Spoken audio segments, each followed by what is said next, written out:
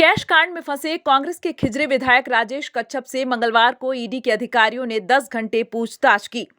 आपको बता दें, सरकार गिराने को लेकर बेरमो विधायक अनूप सिंह ने 3 विधायकों पर आरोप लगाया था, जिसको लेकर 6 फरवरी को इरफान अंसारी से पूछताछ हुई। वहीं 7 फरवरी को राजेश कच्छप से पूछताछ की गई। लंबी पूछताछ के बाद ईडी दफ्तर से निकलने के बाद मीडिया से मुखातिब होते हुए राजेश कच्छप ने कहा कि मनी लॉन्ड्रिंग से संबंधित कई सवाल थे, जिसका उन्होंने बेबाकी से जवाब दिया है। कई तरह के प्रश्न थे जिस पर उन्होंने खुलकर अपनी बात रखी। उन्होंने कहा कि अगर आगे भी ईडी उन्हें बुलाता है तो वे उनका पूरा सहयोग करेंगे। देखिए, एक बिंदु पे चर्चाएं हुई, एक बिंदु पे बातचीत हुई और जो शुरुआत की घटनाओं से कहना चाहता हूं कि 29 जुलाई से लेकर के हमारे रांची आने तक के घटनाओं के बीच में जो प्रकरण हुआ, जो घटनाएं हुए, उन तमाम बिंदुओं पे बातचीत हुई। क्योंकि यह एक प्रक्रिया है। अगर मान लीजिए हमारे साथी विधायक के द्वारा हमारे ऊपर जो एलिगेशन लगाया गया था, चूँकि हमको पक्ष रखना था, उन्होंने 164 का बयान के तहत और यहाँ जो ईडी में आकर के जो उन्होंने बयान दिया था, उसी से संबंधित सारे सवाल थे। लगभग कितने सवाल? बहुत सारे सवाल थे। बहुत सारे सवालों का जवाब और सारा चीज़ जो रिकॉर्ड होता है, हमारे पक्ष को हमने रखा है, रखा है और निश्चित तौर से बहुत सौहार्दपूर्ण वातावरण में बिना दबाव के सवाल को पूछा गया। मैं इत्मीनान से। कुछ ऐसे भी सवाल थे जो उलझा दिया आपको, या लगा कि जवाब नहीं दे पाए, या उचित सवाल नहीं थे जो लगा कि नहीं, क्योंकि ये ज़्यादातर चूँकि ये मनी लॉन्ड्रिंग से संबंधित ज़्यादा सवाल था और जो अनूप सिंह के द्वारा, जो हमारे साथी विधायक हैं, उनके द्वारा जो एलिगेशन लगाया गया था, उसी से संबंधित था सारा चीज़। चूँकि आप लोगों के सामने बहुत पहले भी हम लोगों ने बहुत सारी बातों को कहा है, तो कोई नई बात नहीं थी।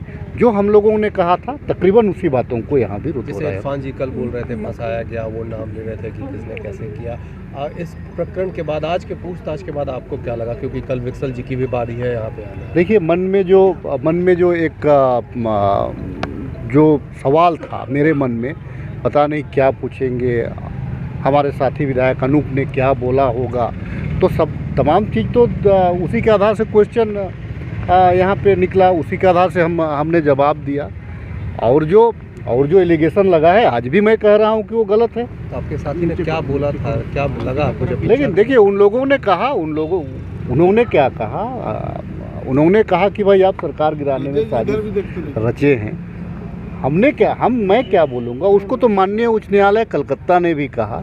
हम लोगों ने जो तीन मुझे लगता है कि 3 फरवरी को जो हमारा जो रांची माननीय हाईकोर्ट में जो चला, उसमें भी सारी बातें सामने आई। माननीय न्यायालय से बड़ा तो कुछ नहीं होता है। माननीय न्यायालय ने इस पे कटाक्ष भी किया, माननीय न्यायालय ने कमेंट किया है, तो ये बड़ी बात है। क्या लगता है ईडी के जो जांच कर मैं पूरे एजेंसियों को मैं अपनी ओर से पूरी तरह से मैंने सपोर्ट किया और माननीय न्यायालय का जो भी फैसला है उसका मैं सम्मान करता हूं। माननीय न्यायालय और जो अभी जो इंक्वायरी में जो ईडी के द्वारा जो मुझे बुलाया गया, मुझे अगर मान लीजिए बुलाया जाएगा तो मैं फिर से सम्मान करता हूं, मैं फिर से उनको कोऑपरेट करूंगा। न्यूज़ विंग के लिए रांची से मनीष झा की रिपोर्ट। इस नए साल में भी हमारा साथ होगा, दिलों में वही विश्वास होगा, है हमारा वादा, अब बनाएं इंडिया को मजबूत ज्यादा। Wish you all a very, very happy new year. Delhi public school, admission going on, nursery to class 11, CCTV से लैस क्लासरूम, अत्याधुनिक लाइब्रेरी और लैब की व्यवस्था, योग्य शिक्षक, म्यूजिक टीचर संवारेंगे आपके बच्चों का भविष्य। गर्ल्स बॉयज के लिए हॉस्टल, आरओ के जरिए पेयजल समेत तमाम मूलभूत सुविधा। तो जल्द कराएं अपने बच्चों का एडमिशन। Delhi public school.